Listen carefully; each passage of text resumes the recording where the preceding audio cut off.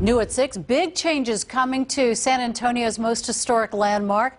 Garrett Berger shows us the Alamo is undergoing some renovations this week, and one of those changes will bring the 300-year-old building into the 21st century.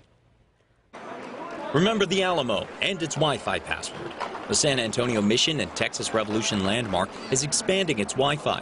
New fiber is going on top of the long barracks. We have to be able to tell our story in every language, and that language is often through the internet. The Wi-Fi is not for the public, though. It's meant to help out with education. For us to be able to effectively do virtual tours, to talk to school children all across the state and all across the country about the history of the Alamo. It's one of more than 24 projects meant to address emergency and critical needs. It's a $5 million designation from our legislature that we knew had to happen immediately in these next 2 years. Some of those other projects are also going on right now.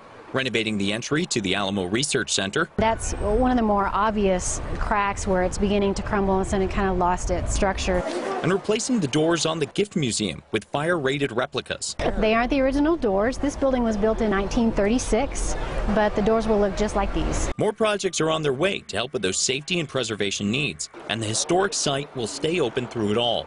The work going on today didn't seem to bother any of the thousands of tourists passing through. Typical scaffolding, stuff like that, but nothing was intrusive, nothing was in the way. Walking in there and I heard something clank on top, but that didn't really stop anything. I must have dropped something or something. I don't know. Garrett Berger, KSAT 12 News.